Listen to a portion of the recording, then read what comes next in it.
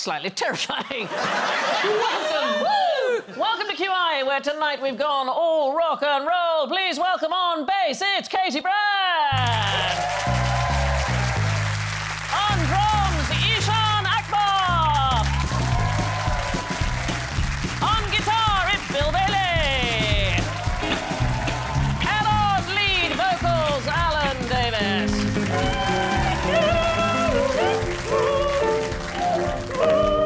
Wow.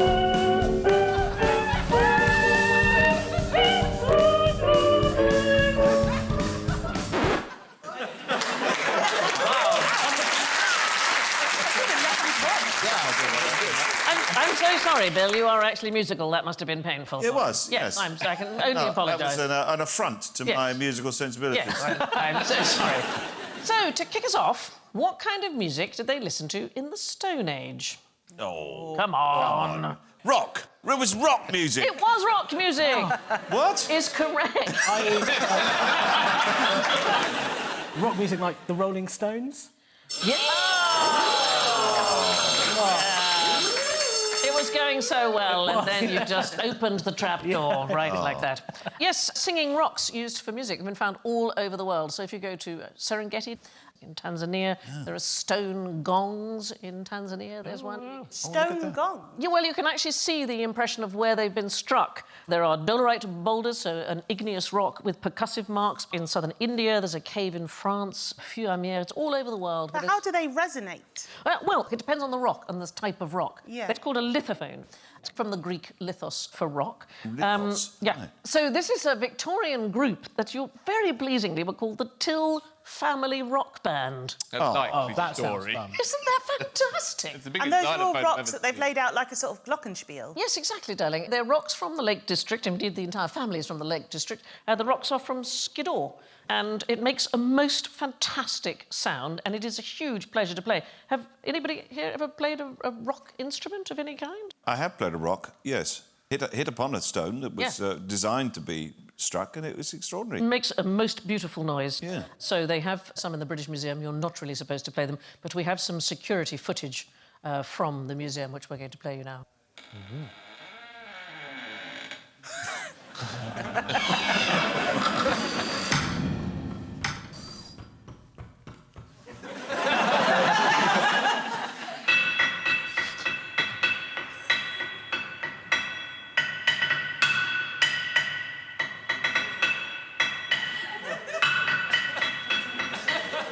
It's kind of jazz rock.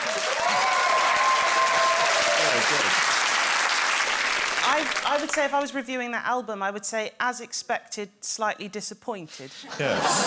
Wow. I thought it was very musical. I've got a 4-year-old cousin who can do the same kind of There you go. So, yeah. They're probably similar height, actually. Yeah. Well, what was extraordinary was... I mean, I'm not musical in the slightest, but depending on where you hit it... Didn't show. Thank you, darling. I think Alan might win. Depending on where you hit it, it made a completely different sound. Yeah. Which you get stalagmites that have clearly been used as instruments, and they were struck 20,000 years ago. In fact, there is a new theory that Stonehenge may have been an ancient concert arena.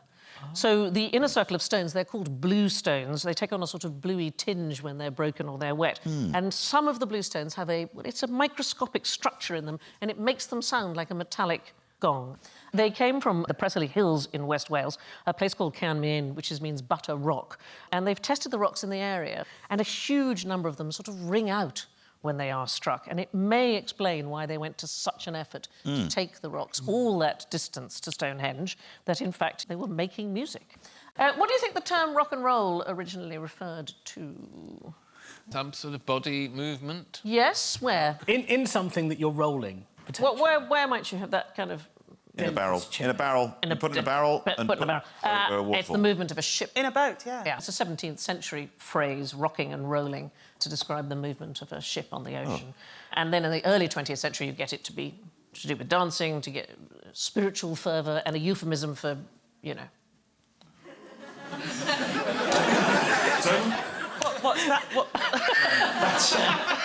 It's a a euphemism for... Well, I was doing a hand euphemism there. It's, Yes. The jellyfish claps yes, around the yeah. Two crabs colliding. OK, sex. Sex. Oh. I don't know why I was shy suddenly. I don't know what that's about. But the phrase, in terms of it being used for music, it was a Cleveland radio DJ known as Alan Freed, and he used rock and roll for the very first time in 1951 to describe what we now know as rock and roll music. Right, what are these people doing? Moving a massive nipple tassel. Yes. So what's this? Tippecanoe? Tippecanoe procession. Does anybody know anything about Tippecanoe? No. This is to do with an American presidential election. So it's called a presidential campaign ball. So in 1840, William Henry Harrison ran for US president against the incumbent President Martin Van Buren, and his whole campaign centred around victory balls. So huge spheres. They were made of tin and of leather. They were more than 10 feet in diameter, and they had pro-Harrison and anti-Van Buren slogans written on them, and his supporters would go to a rally and then they would roll the ball all the way to the next town in order to gain attention. The word OK comes from this election. So Martin Van Buren came from Old Kinderhook, and OK comes from things will be as good as they were in Old Kinderhook, which is where he came from in New York.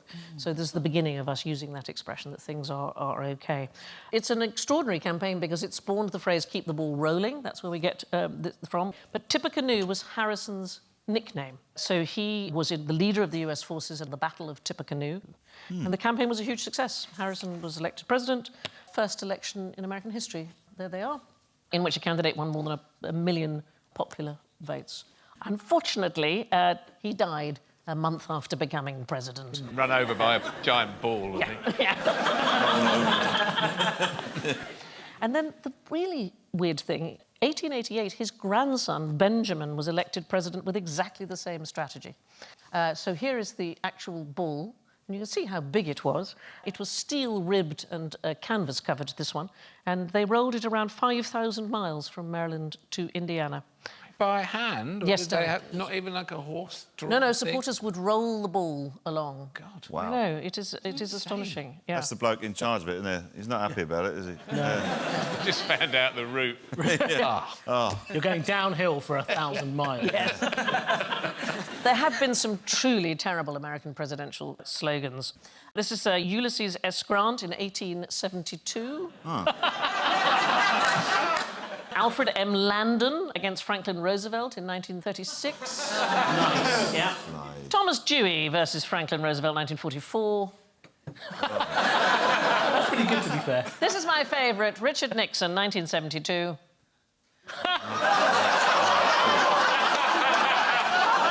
They didn't see that coming. No. What would you have? What would anybody have if they were going to run for president? Well, I mean, my surname Akbar means the greatest. Oh, well, you're off and running. You're on the So way. it'd probably be Allahu Akbar. No. Probably Ishan is Akbar, so Ishan is the greatest. Yes, that's right. problem. I think that's very strange. I think I'd just have I'd be best. Yeah. Yeah. I think the best slogan is the sort of thing you say to children when you need them to pay attention. So I think mine would be Katie Brand. Can everyone just calm down? Yeah.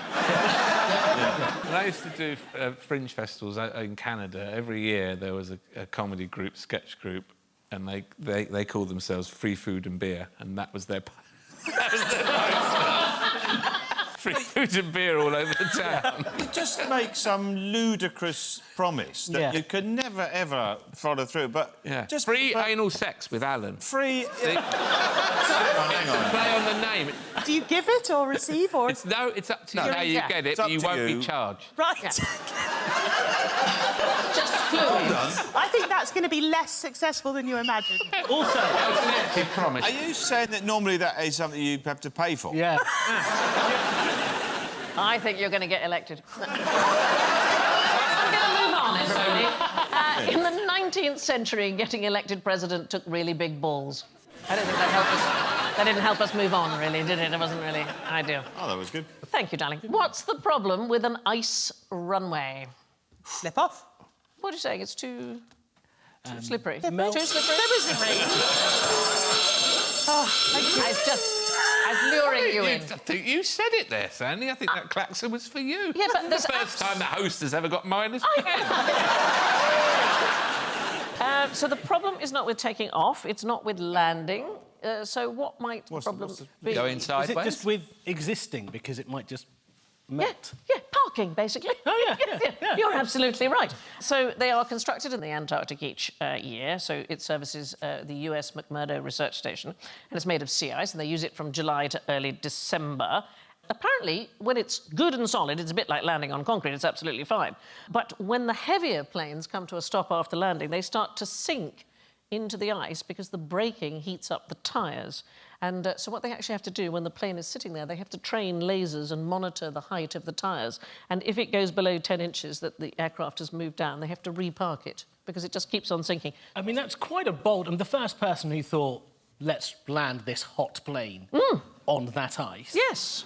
What were they drinking? I know, it's fantastic, isn't it? There's an airport I landed on in Svalbard that's on the permafrost. It was very bumpy, but the Norwegians they're very practical people, and the pilot said, yeah, there's a bit bumpy landing because the permafrost is melting because of the global warming. Anyway, have a nice time in Svalbard. What? We had our honeymoon in the Arctic, and I was talking to one of the people that we met there, and I said, how bad is the weather? He said, well, last winter was very bad. The porch blew off my house. Yeah. And I said, well, that's terrible. He said, no, it was winter. Who needs a porch in the winter? That's right. You can't really argue with that. You think that's fair enough. Let's have another herring. There's enough problems with just normal runways before you start ice. There was, in an old job, I had to work in Guernsey, and I don't know if you've ever travelled to Guernsey, but they have quite rickety small planes. Yes. And as we were landing, it was clear that he was running out of runway, the pilot.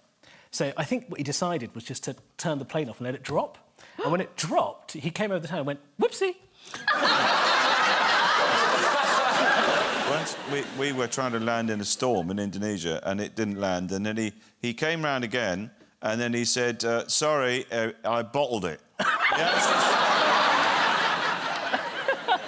Right. Who's got the most rock and roll medical records? Mick Jagger. Why do you say Mick Jagger? Do you think Because he's old. No, it's not. No. It's not him. Any other thoughts? So not someone like Lemmy from Motorhead. Has he been under the doctor? Well, years and years ago, my first job in TV was as a work experience runner here in this very building, and one of my jobs was to look after Lemmy. Not in that way. He was an absolute gentleman, lovely. As long as there were 5 bottles of Jack Daniels in his room, he was an absolute delight. He was actually very, very nice, but he did tell this story where he said that he had heard that people in the 60s were having full blood transfusions, people who had been addicted to drugs. So that they no longer had drugs in their system? Yes. And he had gone to his doctor and said, you know, I have been drinking and doing everything, you know, so I'd be interested in this too. And he said his doctor told him that if they were to do that to him, the shock to his organs of clean blood would kill him instantly. So it would be best to remain 90% Jack Daniels. Topped up. Yeah, just want to... He lived to an ripe old age. Yes. That's why I've got a mug of JD right here. So here's the thing. Western media, quite a wide range of it was banned in Russia during the 1950s and 60s. So there was a black market in bootleg gramophone records. Now, you had to fashion it out of some kind of readily available source of thin plastic. What might it be? Condoms. No. No, we are talking about X-ray sheets. And in fact, I have a record here. Is that an actual one? That is an actual one. So they were known, I'm going to try and say it in Russian, Rok na kostyak, rock on bones, they were known as. They were also known as Skelet Maya Babushki, a skeleton of my granny. I see. So I can see now. I've got this... I can see the image of the bones. Light box, and if I hold it up that. like That's that... amazing. How amazing. Then you can... But does the record just sound like someone going, ah? This is a record by a Latvian-Russian singer called Konstantin Sokolsky, and we couldn't get permission to play it. Oh, I'll do it. No. But they pressed all sorts of music on these records. You could get Elvis, you could get the Beatles, you get the Beach Boys, the Rolling Stones, Ella Fitzgerald, all sorts of banned Russian artists. And they were very expensive because they only lasted for about 7 or 8 plays before the grooves completely degraded. But very popular for not only for their musical content, but their appearance. On the subject of musical roles, I once had a pianola. Does anybody know what a pianola is? It's a player piano. Yeah, isn't player it? piano, yeah. So it has a roll of sort of paper that you We attach had one to when I it. was a kid. Yeah, it was like a parchment with holes in. Yeah. And if you push the pedals quicker, it plays quicker. Yeah, it's like a pneumatic air system, and it reads paper rolls of music. There are more advanced versions which exist called reproducing pianos, and it's not just the notes, but the volume and the tone, and you can effectively reproduce a live performance. So there are lots of famous composers, including Gershwin and Grieg and so on. They were recorded performing their own pieces. I mean, presumably now, darling, that must be possible with modern Yes, technology that you could do if you wanted. Yes, just I mean, there reproduce. are simpler ways. Yeah. Like, you know, laptop.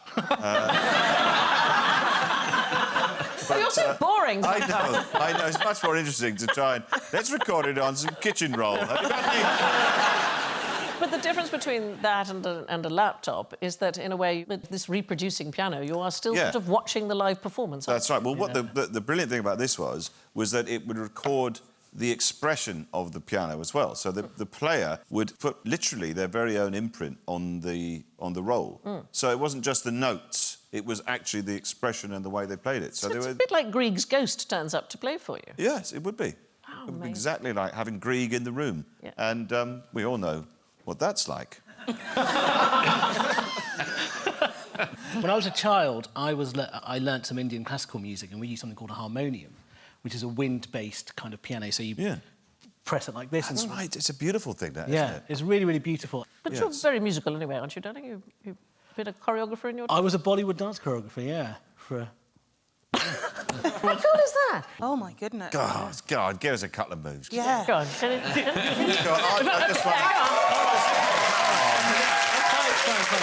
My husband is obsessed with Bollywood dancing. He loves it. But if you could teach me a couple of signature moves to teach him, he would be thrilled. OK, I'll teach everyone then. OK. Something Yeah. simple. OK, now, the common misconception of kind of Asian or Indian dance moves is the light bulb and pat the dog, I can do that. which you can, but that's Yeah. also racist, so...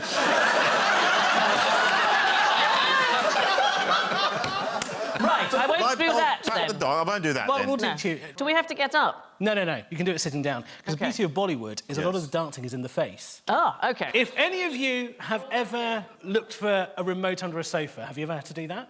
Yes, Yeah, yes. so you kind of go like that. Yeah. And you don't find it, Yeah. and then do the other hand, and do it together. Like it. Oh. And then middle finger to your thumb, Kill the wasp, kill the wasp. kill the wasp, and then throw the wasp away. Kill the wasp, throw the wasp away. Right, so let's right. do it together. OK, ready? Okay. Everybody We've got a together? routine. Ready? Everybody? Right hand first. OK. In, can't find it. In, can't find it. Found a wasp, threw it. Found a wasp, threw it. There you go.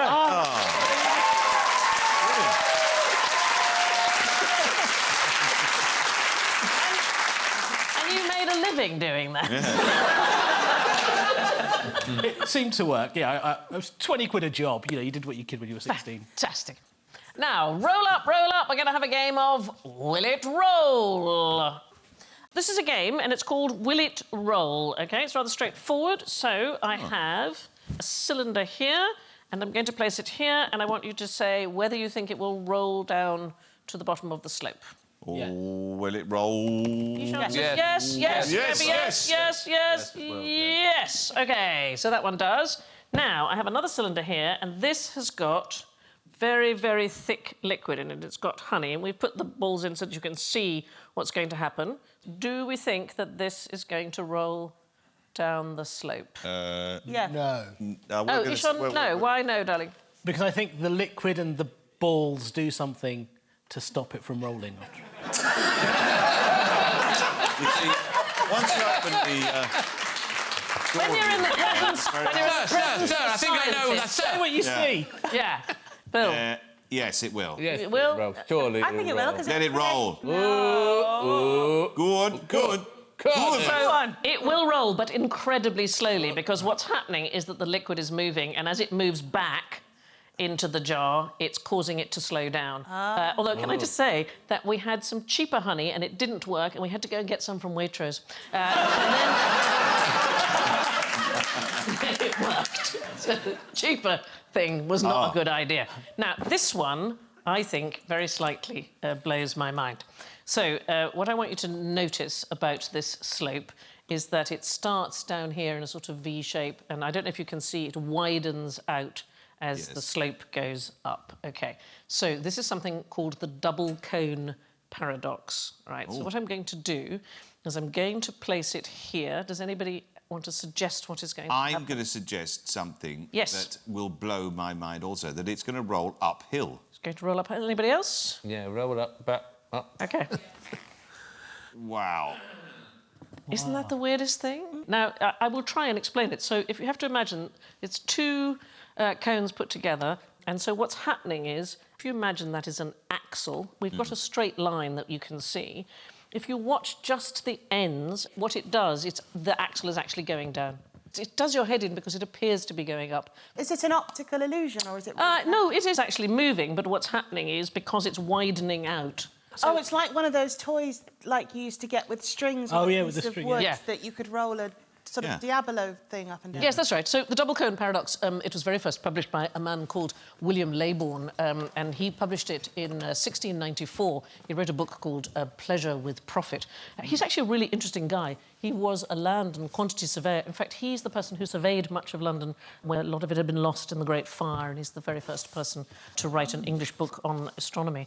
But I love, don't you think that's amazing, the double cone? I did not know about it, and it sort of takes you a while to get it into your head. Yes, but is there some sort of cooking application? But What's do you know what? practical We've been, application so for it? that was my first question. What is the practical application? And we can't find one. It's just curious. Just curious. It's quite interesting. Yeah, it is quite interesting. Yeah. There's a hill in Essex, I think it's called Hunter's Hill or something, where I think there's a few places like this around the world where if you take your car and you'd expect it to roll down, Yeah. but it rolls upwards instead. That's right. There's a few places like that. there's a There's few one in places like Scotland that. called the Electric Bray. Do you have to have a cone-shaped car? Yeah. But those are optical illusions. It's not actually going uphill. Right, it's time for the round between a rock and a hard place, the roll of the dice that we call general ignorance. Fingers on buzzers, please. Where did the Pilgrim Fathers land when they got to America? Yes, Bill. Plymouth. Do you mean Plymouth Rock? Is that Yes. what you mean? Yeah, Plymouth no. Rock. Yeah, no. Oh, you see? I was going for the Clapton. No, they did not land at Plymouth Rock. It was further north. Plymouth Rock Parkway. Provincetown, which is about 24 miles away from Plymouth Rock. But they have this rock, this large rock where they go, this is where the Pilgrims landed. And it's completely impossible. Here is the rock. If they had landed alongside this rock, which at the time did not have that helpful date carved into it, it would have smashed the boat to pieces. Plymouth Rock is not even mentioned as significant until 1769, when there was an elderly man called Deacon Ephraim Spooner, and he suddenly remembered that when he was 6, another older man, a 95-year-old, had remembered his parents taking him to see this rock, and this was the very rock where the Pilgrims had landed, and that was 121 years after the boat had arrived. This makes you think the most oral history is bollocks. Yeah. When they landed, was someone there playing a tune on it? Yes. That's why it's got a crack down the middle. Yeah. Right. They didn't carve that date into it until 1880. And it wasn't actually named by the Pilgrims for the English port. It was already called Plymouth by John Smith. Do you remember John Smith from the Disney cartoon about Pocahontas? Oh, yeah. Yeah. Oh. He's one of my favourites. I like him because he's such a rogue. So, in theory, she's said to have saved his life. That's probably unlikely to have happened. But he was a mercenary, and he fought the Turks in the Balkans. He was captured. He was put into slavery. He murdered his master. He stole a horse. He fled to Russia. And, in fact, he became so famous for all these things that had happened to him that the British thought, let's get him to set up an early American colony. Just thought, what a marvellous representative he'll be. He was arrested for mutiny on the boat over. He barely avoided being hung when he arrived. He met Pocahontas and then soon had to return to England. There was an accident when some gunpowder blew his genitals off. Ah, yes, I know. How do you blow your own... How do you blow your genitals off and just Yeah. sort of walk away? Like, Well, yeah, he it's did. quite a controlled explosion. So Yeah, I mean, I don't know how big it was. So Smith was in a canoe with a pouch of gunpowder in his lap and it exploded, injuring him seriously, and he had to be taken to Britain for treatment. So there you are. Don't go in a canoe with a pouch of gunpowder. So I'm assuming this incident isn't in the Disney film. No, and the really weird thing about Pocahontas, do you know where she's buried? Oh, It's in Essex somewhere. It's in isn't it? Gravesend. Is it? She died in Gravesend, yes. She Yeah. came to England. I think there was a sort of a thought that it would be good to bring over some Native Americans and they could meet the royal family and it would all be marvellous and everything. And she was on her way home and she became ill and the boat stopped in at Gravesend and that is, in fact, where she died and is buried. And there is a statue of Pocahontas in Gravesend. Now, who had their ribs removed and why did they do it? well, there's the old sort of apocryphal thing, isn't there, that was going around my school when I was young, which was that Prince had his ribs. Yeah. So he could Very good. pleasure himself, yeah. I think we like to call it... I'm not doing this- Autofellatio. I want a car. So what kind of I want car the- have you got? It's an autofellatio. Autofellatio. So no. Right, OK, fair is the enough. Not thing. that. No, not that. Any others? Oh, well, for the tightening of a garment, was it? A corset or something? Yeah, no, not that either. So, in fact, all of these are myths that we are debunking. Oh. Victorian women did not have ribs removed in order to gain an hourglass figure. No celebrity has ever had ribs that we are aware of removed in order to be slim. Is I think it Adam? I mean, that's supposedly what we're looking at here. Can I just say he's got the smallest penis in the... I mean, how... That's perfectly normal size. Oh, fine. So Cher is the one that's usually claimed to have had a rib removed. As far as we know, that's not didn't. true. And not true. Marilyn Manson is commonly thought also to have had... Oh, that's a good look he's got there. It's a bold look, I think. The only reason to remove a rib is, you know, for medical reasons, a bone graft, maybe to gain access to organs inside for surgery. So you can survive having a rib removed, it's OK. You can, yeah, It's okay. or remove cancerous cells, that kind of idea. The world's smallest waistline belongs to a woman who used the corsting technique. She's called Kathy Young. She's 5'8". She has a waist that measures 21 inches, but in a corset it is I bet just... if you put her on her side, she would roll uphill.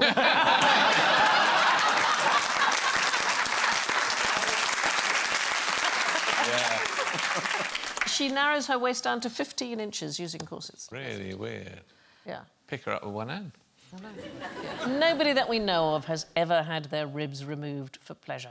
All right, that's all for tonight. We've just time for one encore, and that's to read the scores. In last place tonight, having reached rock bottom with -33, it's Katie! In third place with -12's Ishan! In second place with -3, Bill! Place. Our winner has been on a roll all night with a positive 3 points. It's Alan!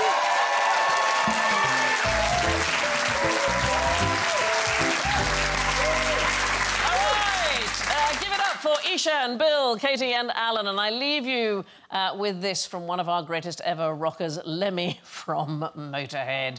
That was a great time, the summer of '71. I can't remember it, but I'll never forget it. Good night.